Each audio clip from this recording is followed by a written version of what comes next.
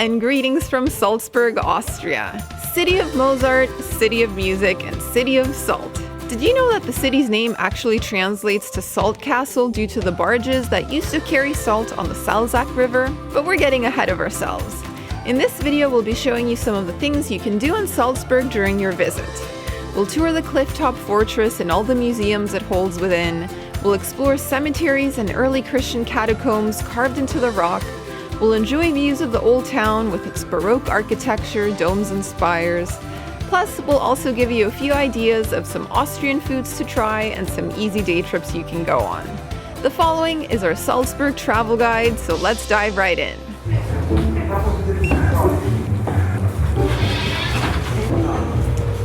Oh wow, barely anyone.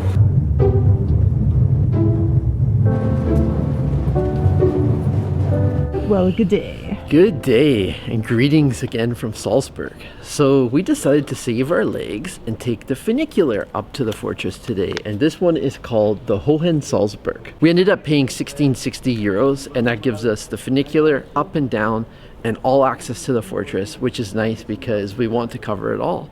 And so yeah, we've just arrived up top. Didn't have to wait too long for the funicular ride, maybe 15-20 minutes, and it's a super powerful quick ride up. It's like, don't blink because you'll be at the top in no time. And yeah, now we're here. We've got fantastic views, panoramic views, and can't wait to explore the fortress.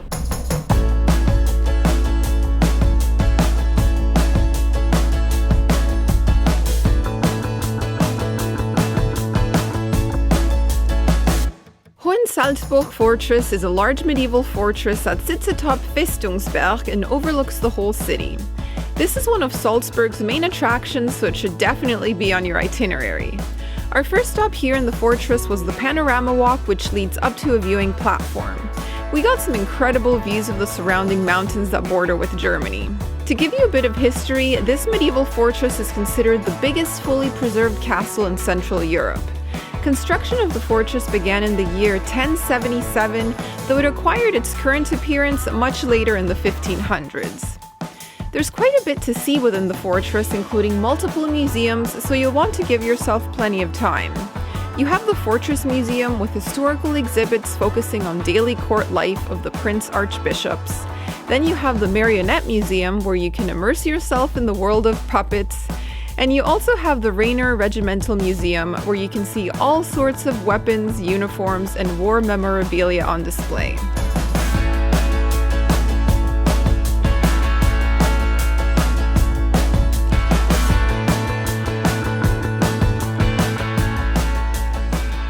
Okay, so we have just finished touring the fortress, and my oh my, a lot to see, a lot to do, especially if you get the complete pass like we did.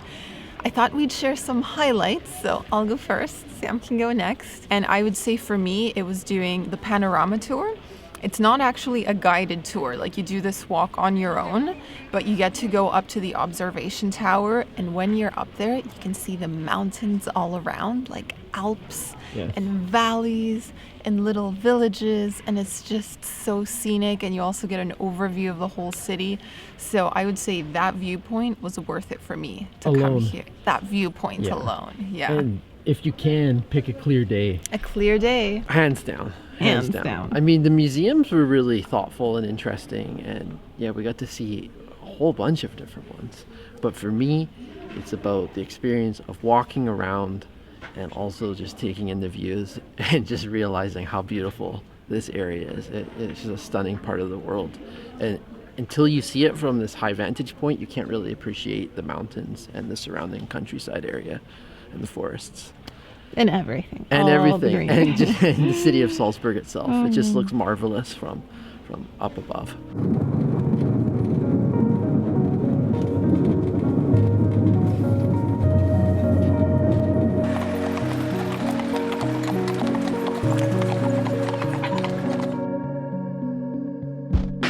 One attraction that we stumbled upon completely by chance was Petersfriedhof, also known as St. Peter's Cemetery.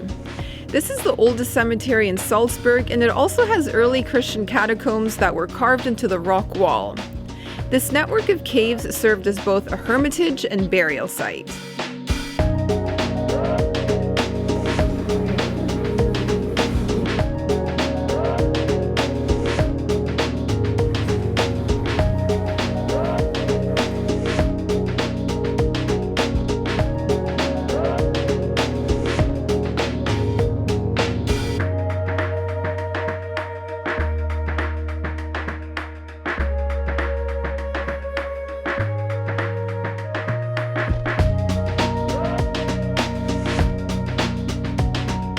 After visiting the catacombs and enjoying the views from some of the lookouts, we took a walk through the cemetery.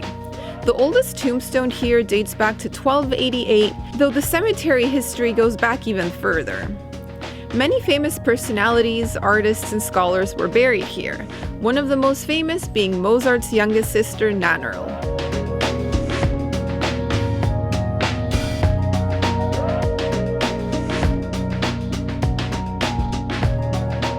So we just finished visiting St. Petersfriedhof, the catacombs.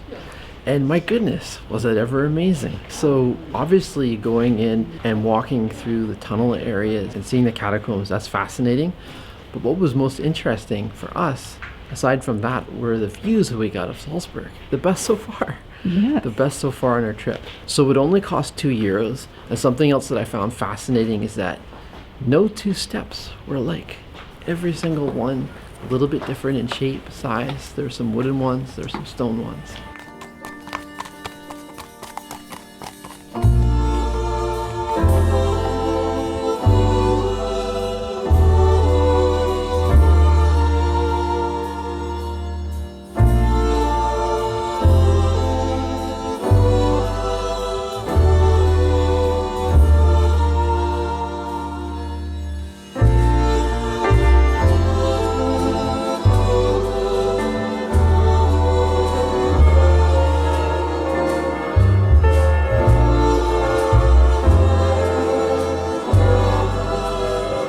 While we were in the area, we also visited Salzburg Cathedral.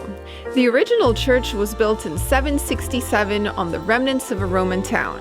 Then it was rebuilt once more in 1181 after a fire, and the version we see today dates back to the 17th century and was done in the Baroque style. Fun fact, the cathedral still has the same baptismal font in which Mozart was baptized. Admission to the cathedral is free, though donations are welcome.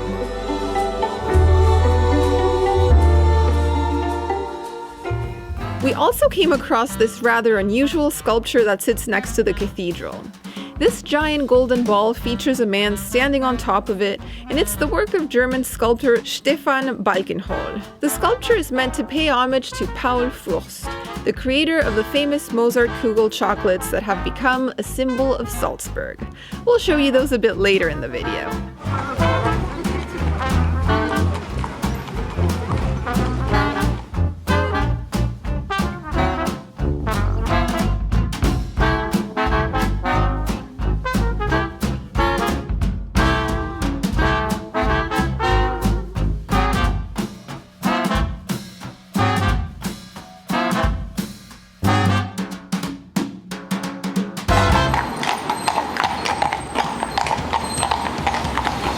The next place we visited was Mönchsberg, which is one of the 5 mountains in the city of Salzburg. This one gets its name from the Benedictine monks of St. Peter's Abbey. We actually rode an elevator to get to the top.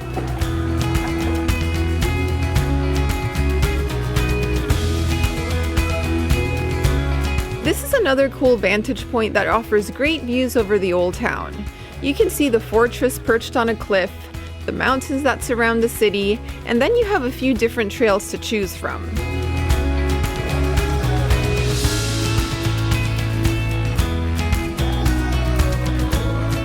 So we just paid €4 to ride a little elevator. We did. That brought us to this lovely viewpoint, and there's a hiking trail. It's a little trail. Not too big of one, but it's nice. Are you gonna take off your mask and breathe? That'd be a good idea. Out in nature? We filmed an entirely separate video of all the Austrian foods we tried during our visit to Salzburg, but to give you a quick rundown, some of the dishes you cannot miss include Kasnocken, which is a variation of Käsespätzle. These small noodles or dumplings are tossed with cheese in a cast iron skillet, cooked until golden, and then topped with crispy onions. This was one of our favorite dishes we tried. This is one of my favorite dishes in all of Germany, Austria, anywhere they serve it. Love the homemade noodles. Love the cheesiness aspect of it. So good.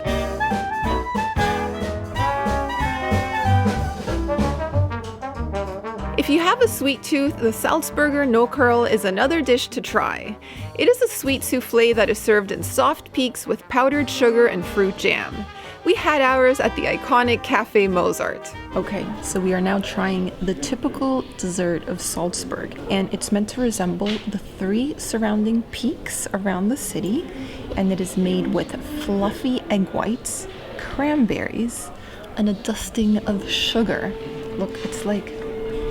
It's jiggly. Ooh, it's like meringue, essentially. Whoa.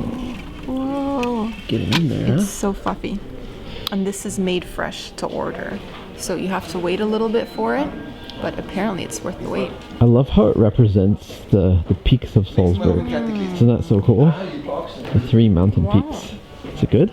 Yeah, just like a fluffy, sweet egg white. Yum. And then you have the Mozartkugel, which is a chocolate ball that pays homage to Mozart. It was created in 1890 by local confectioner Paul Fürst. He's the one standing atop the golden ball sculpture we showed you earlier. So it looks like this one is a dark chocolate one. There's so many varieties, like you can get milk chocolate, you can get dark chocolate, you can get it with marzipan, you can get it without marzipan, you can get a mixed bag. We just grabbed some chocolate, honestly. So this looks like dark. Pick your poison. I mean, choose your adventure. Marzipan. Oh, I'll take the other half. How's that?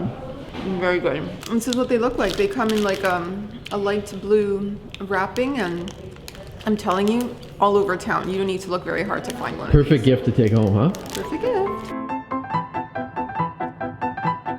And speaking of Mozart, it only seemed fitting that while in Salzburg, we'd visit the home of the famed composer.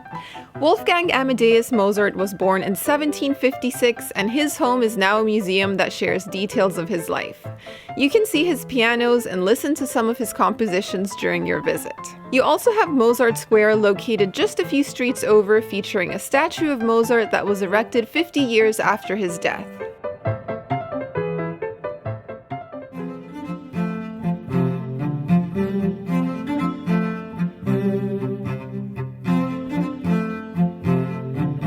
One of the many churches we visited in Salzburg's Old Town was Kollegienkirche, which is the church of the University of Salzburg.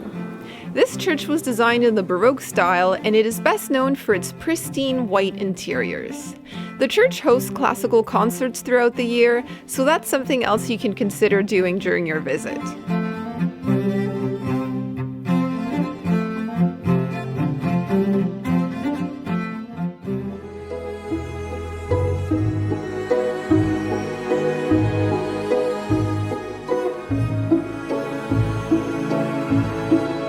Next, let's take a stroll along the Salzach River, which runs through the heart of the city.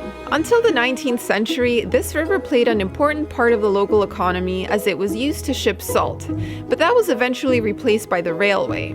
What grabbed our attention was the water's milky turquoise color due to the alpine sediment that feeds the river upstream.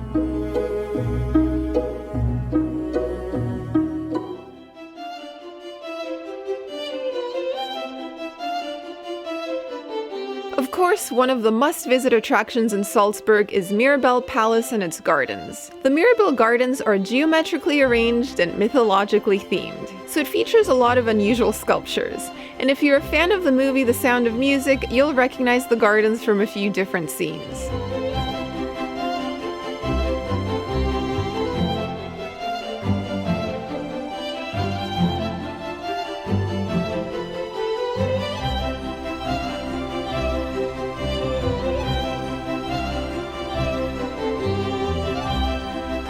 Okay, let's see your best lion face. This way.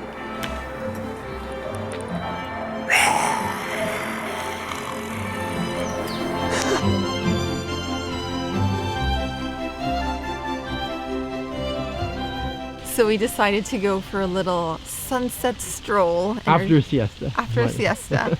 And our destination this time were the Mirabell Gardens, located at Mirabell Palace, and admission is free of charge. This place is free to visit. My kind of place. Which is kind of unbelievable because it's so beautiful, and like the gardens are beautifully manicured, so many flowers in bloom and statues and fountains. Like there's actually a lot to see.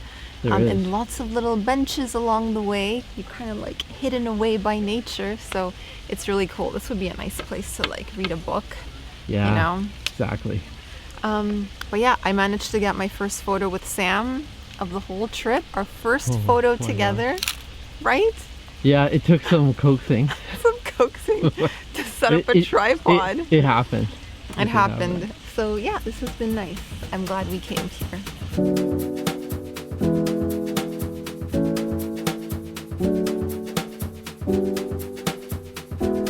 During one of our evenings in town, we went to the Salzach Island Bar.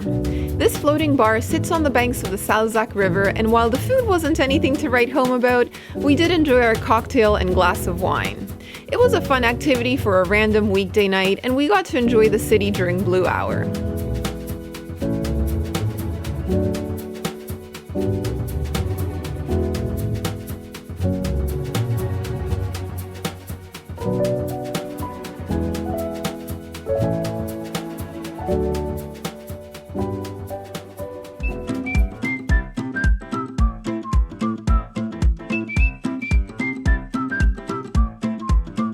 And now, a quick mention of some easy day trips you can plan from Salzburg.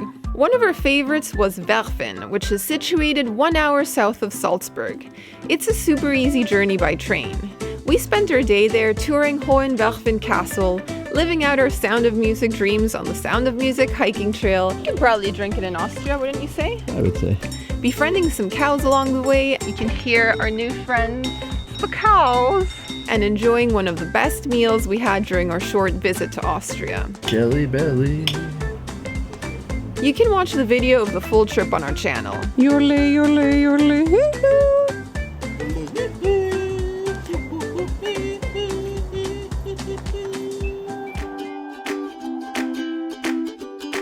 And last but not least, we also wanted to mention our hiking day trip to Gaisberg.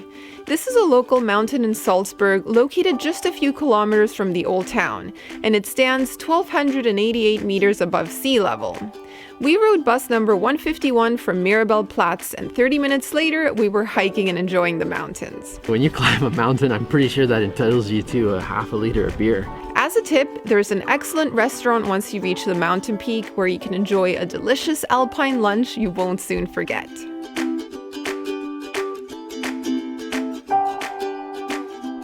All right, so Sam has some transportation info for us. A quick note about transportation. So we ended up getting the weekly region Salzburg Stadt, and it was 19 euros per person. And guys, this was fantastic. It gave us the bus, it gave us the tram, it gave us even the regional bus that allowed us to go up the mountains when we did that day hike. And the convenience of not having to go and buy a ticket every time, and also the amount of money you save. Like if you're here for 2 or 3 days, 3 days for sure, you're definitely going to save money by getting this pass. And we also saved our legs too by being able to hop on the tram instead of walking all the way from our hotel into the city center. We were at least 20 minutes away, so this allowed us to enjoy exploring and not arrive feeling tired. And that's it for our visit to Salzburg, Austria. We hope you enjoyed exploring the city with us. As always, if you have any other suggestions of things to do in Salzburg that you'd like to share with fellow travelers, feel free to leave those in the comments below. And if you enjoyed this video, we invite you to like, subscribe, and stay tuned for more adventures. Thanks for watching!